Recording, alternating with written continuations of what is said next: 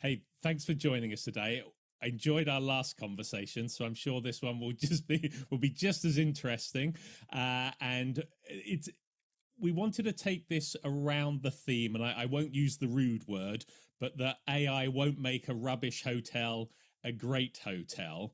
And the purpose of really doing this is that there's been so much written about AI, and I think some people consider it like this magic wand that if I suddenly put AI in, my hotel's going to be fully booked. I'm going to have the high rates. I'm going to have great reviews. I'm going to have superb guest experience. But the reality is, if you didn't have all of that before AI, you're probably not going to have it after. It'll actually just highlight how bad you maybe have been. So without any further ado, we've got some questions to kind of ask you and navigate through and pick up with your knowledge, because your day to day, you're working with hotel groups, you're having these conversations, so it would be great to get your insight. But before we do, how are you? It's been a while since we've spoken. How are things with you? How's things going with BEONx?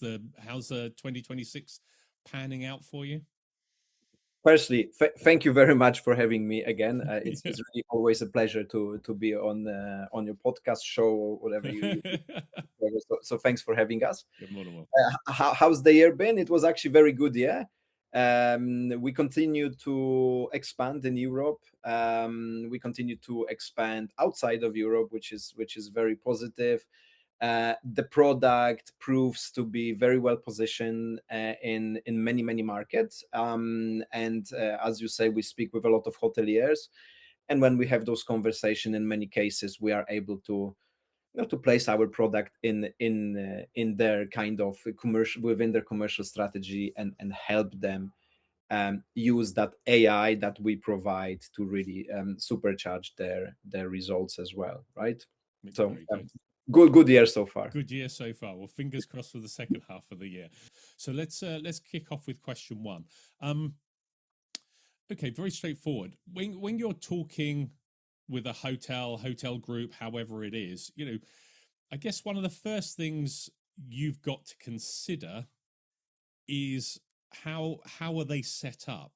Are they even ready for AI?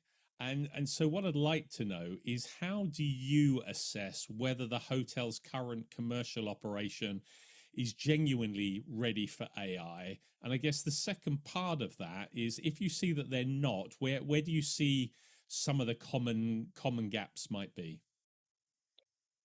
Well, that's a very good question, and yes, this is one of the most important one that we ask, and it's not even fully about whether they are ready for AI, our product, or anything else. But very often when we talk to hotels, we talk with them for a reason, and even when I come back to my career in hospitality, when I was actually working on the side of hotels, what is the important bit, and I think this is the basic, this is the biggest basic that hotels and chains have to have in order to start talking about the next steps, and that thing, and I think it's going to be a very similar answer to everybody, is the quality of their data.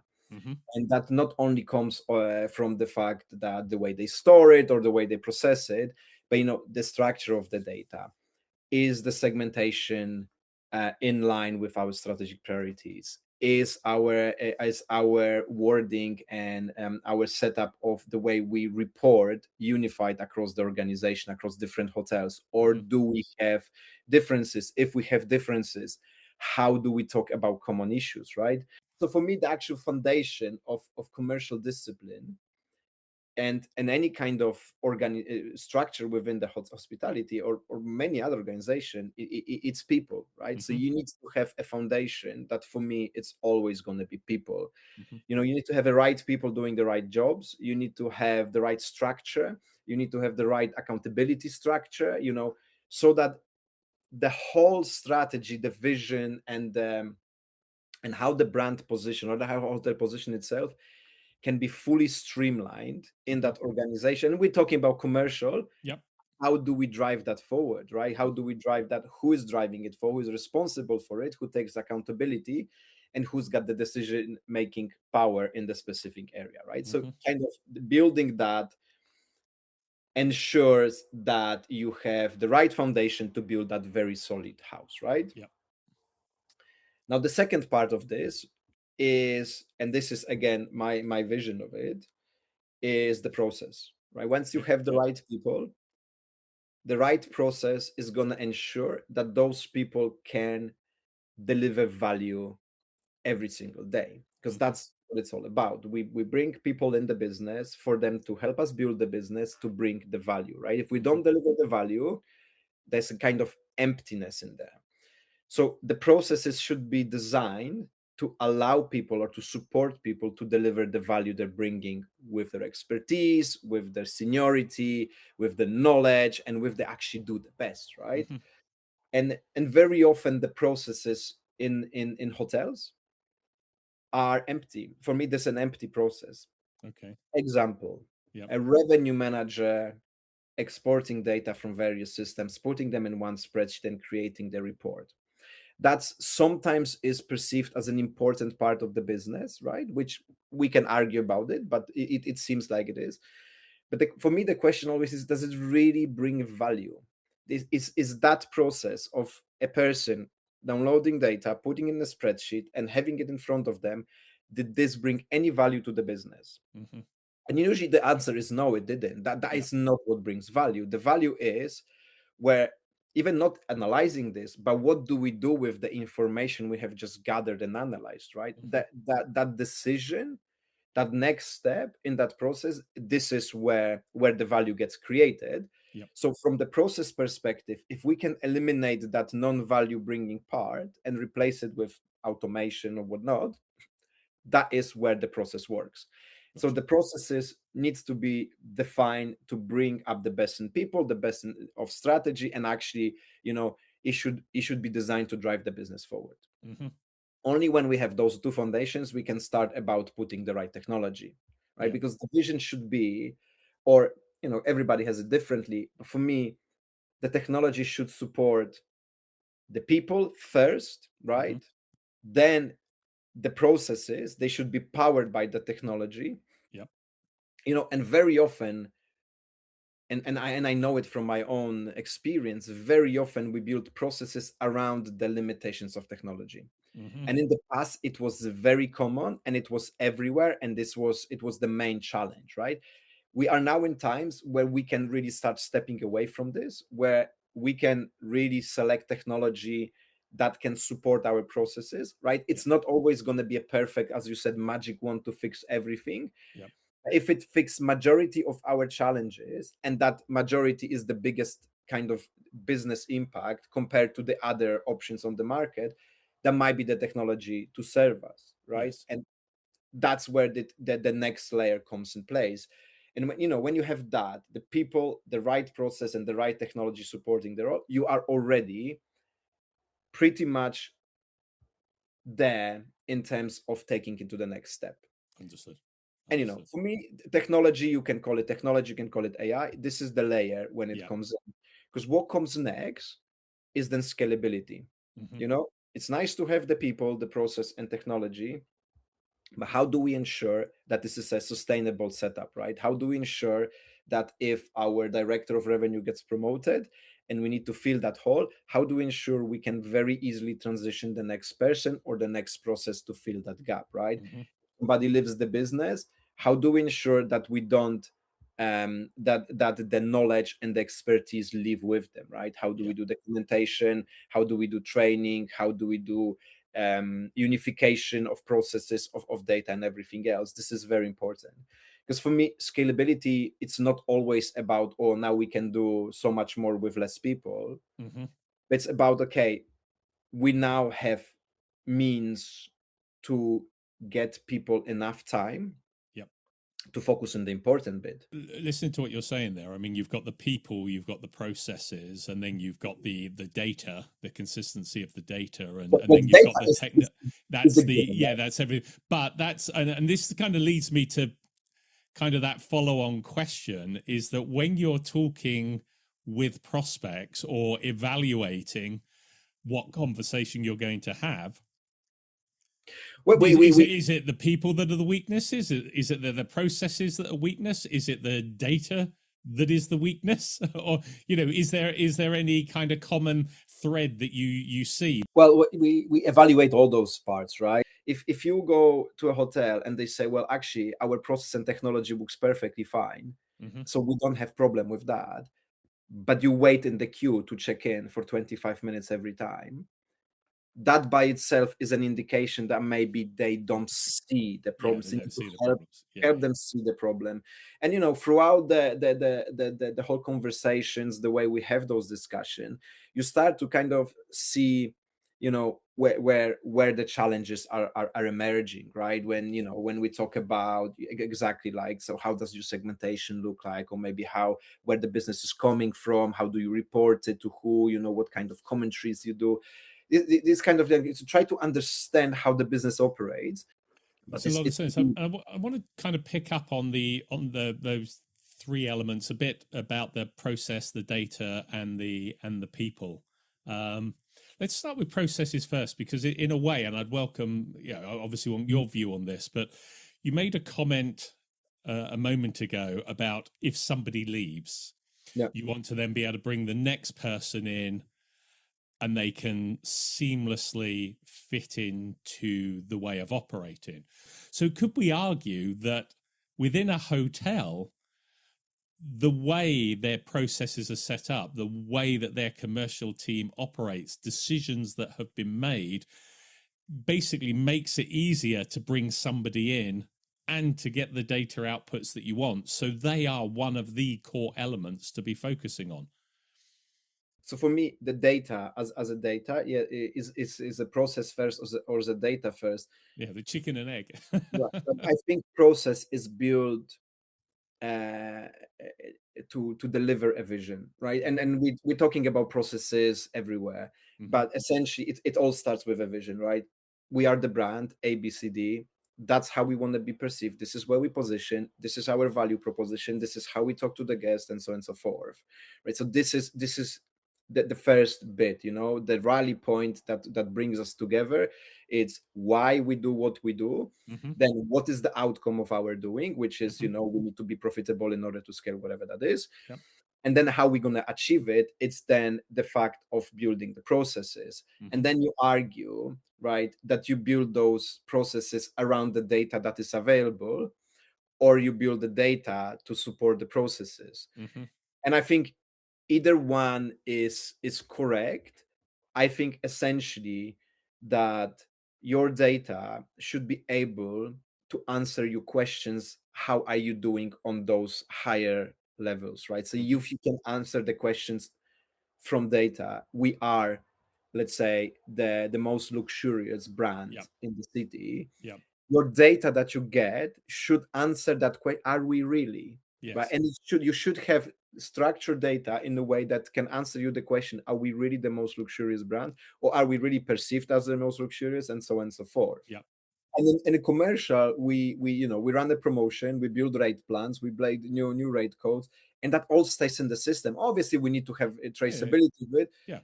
but the process, that there should be a process to say, well, we need to at some point clean it up. Do we Yeah. need it, right? What Yeah. is the best way of doing it versus, okay, we need it now? Because that's what very often happens, right? We see even if we have a right foundations, we have the right forecasting, we have the right decision process, we see in the future and see there's a struggle. We kind of we're risking, we're having a risk to our budget, and whatever. So we start creating action strategies, campaigns, in order to mitigate that risk, or actually eliminate it fully. So there's a lot of work involved there, and so we're building a lot, I don't know, packages, different menus, different items on PMS, on RMS, on your CRM, CRS. So it's all being built. Then we run it, then we analyze it, and then we forget it. And I've been there, right? Being a commercial director in a hotel for more than 5 years, year over year, you need to build a budget. Yeah. And building a new budget, a new strategy, means sitting in front of the mirror and admitting that not everything you have done so far was so great, Yeah. right? It's as simple as that. Yeah. But that is the hard part. So, and also the part of this where kind of your boss or whoever is challenges, well, why didn't you do it last year? if you think that this year is going to work. And it's kind of like, so you kind of always need to answer why you didn't figure out something or why you did, and non-stop fight against your own ego. But that comes back to leadership, isn't it? Because that, as you say, that starts with setting that story, your strategy, how you feel you are and how you want to represent yourself, and then also having the leadership to, yes, challenge your team and your managers, but in a way that they don't feel like they're being challenged personally for not being good enough. Well, it's a good point you mentioned. It's when the hotels try to dig into the challenges they have in their processes and data and people, they kind of bring the department heads and they start asking questions, right? But then they're coming to the chaos theory. There's a lot of processes and procedures that date back to years back, that at the moment nobody can explain why you do what you do.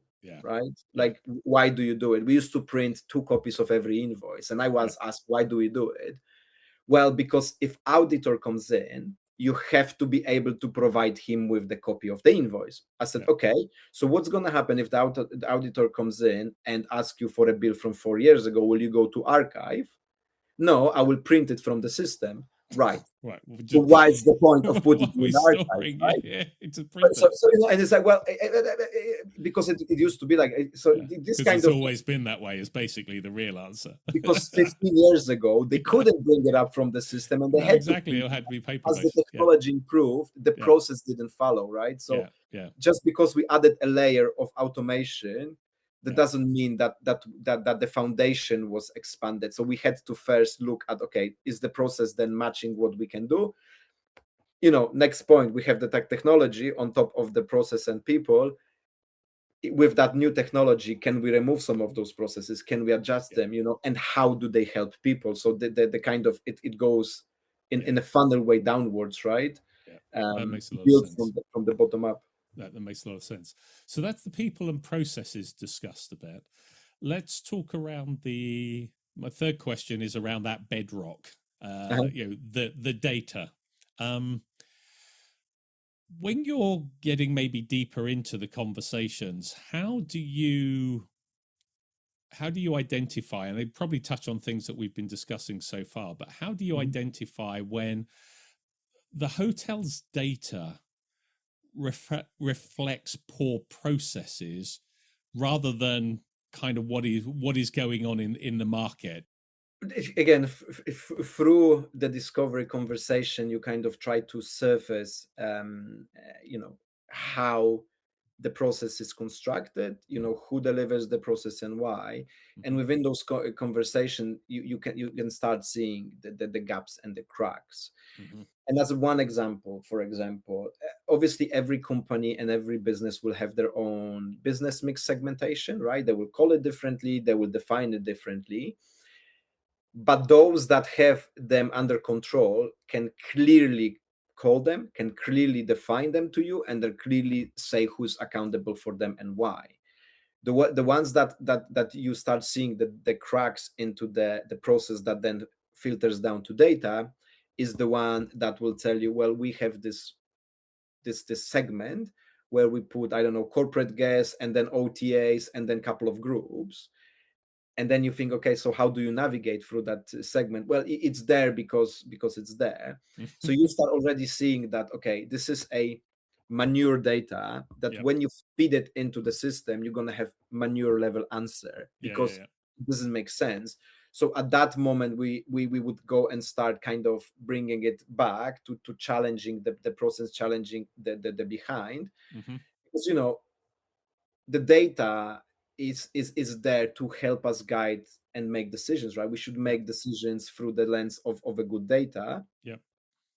And then, as I mentioned again, the core layer, then the people, but the data is behind it. Who is responsible for that and why, and whether or not that they actually action this, right?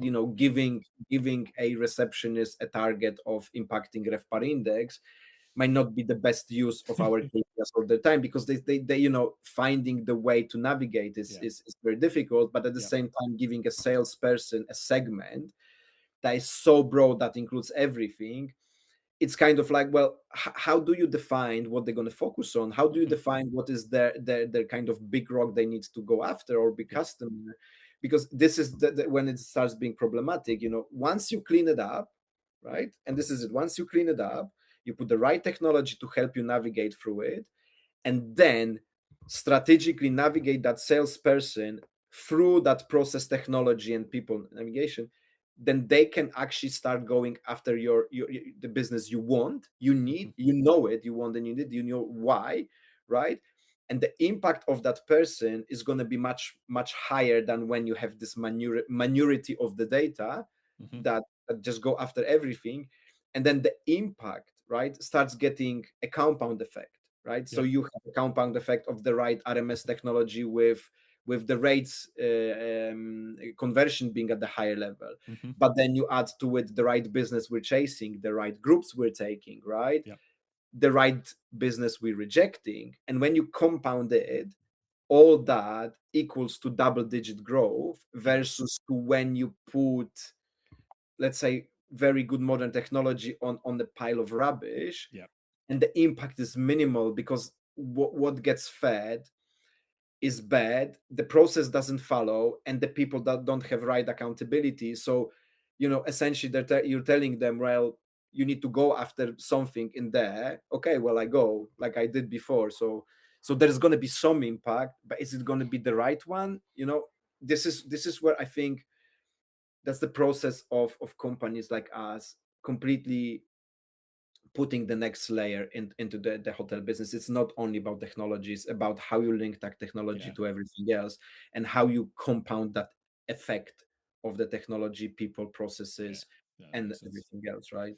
So if you're having a conversation, let's say with a prospect, and you can see that the data is just compromised, processes need sharpening up. I mean, how do you tackle a situation like that? How do you kind of frame that?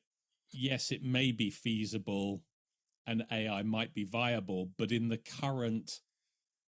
way that the hotel group is currently set up, it just wouldn't work. I mean, that must be an interesting conversation to have. Do you have those conversations? It is, and we have them, and it's needed, because, you know, we are not the organization that we just sell for the sake of selling, right? Not everything is ready to have a RMS. We're very open about this. We're very open about the challenges we anticipate, right? Because we know very well that, and that is with any technology, if you just do it for the sake of doing it, in the long run, it's just not going to work for the customer. They will start, you know, blaming the technology for the failures. So in the long run, it's just we're going to create unhappy person that doesn't really, you know, appreciate what we're doing. So just on that, and kind of that leads us nicely into the final question. If you were to sit down and do a readiness assessment, how many of them do you think would be ready in your perspective? And then as a secondary point to that question, how many, as a percentage, how many of the hotels would agree that they're not ready with your perspective? So it very much depends, obviously. Of course. But let's generalize it a little bit. With the hotel groups and chains, the majority, I would say, are they have the right foundation, right? So they would be ready, kind of from a perspective, whether they have the right team and they have the right process, but the technology is lacking, or there is some mismatch here. But essentially, it's very hard to scale as a hotel brand without having unified approach and structure approach to data. So I would say majority of those hotel chains obviously, it could be like 70-75% for getting just example, by the one. and by ready, I don't mean they are perfect. I No. mean, there is a foundation There's enough that to work with that could make it exactly that with some yeah. tweaks you can kind of push it forward and even a higher percentage. I think a lot of them would agree. If we would to pinpoint one, that we would say, there's a lot of issues in that company. So before we start going any further, we need to go and help them navigate through those. I think those majority of them would say yes, because those are the ones that actually raise their hand and say, look, we're running this business. We've been doing it for so long, but the market has changed. What are we missing? And then, you start talking to them. And so obviously, we're not consultants per se, but we have this consultant. There's a degree of consultancy in there around your expertise. But we speak with so many hotel chains that way you very often see what very much works, what doesn't work, different approach to PMS migration, different approach to what is good and stuff like that. And obviously we work with a lot of partners. We all have our backgrounds and so on. But yeah, there will be definitely those that will come and say, this is the example. Everything works perfectly and there's nothing we need to change. And then you stay in that hotel chain and there's a queue at reception, the room is dirty, and all that stuff. And it is just a highlight of where you just don't see the actual challenges, right? Or the vision is a little bit skewed, or the idea that guests should wait in the reception or guests should overpay for the room or underpay for the room is something that your brand does. That is somewhere where you cannot change that very easily, and it's not for us to change, right? So and we see it in some markets where use very, very legacy software that very often is already out of date and is not supported and whatnot, but there's not immediate need to say we need to start moving because it works. Brilliant. I knew it would be an interesting conversation. You haven't let me down. I really value the time that you have shared and the thoughts that you have conveyed to us, and thank you so much. A real pleasure again. Thank you again for having me, Trevor. It's always a pleasure to be here. You take care.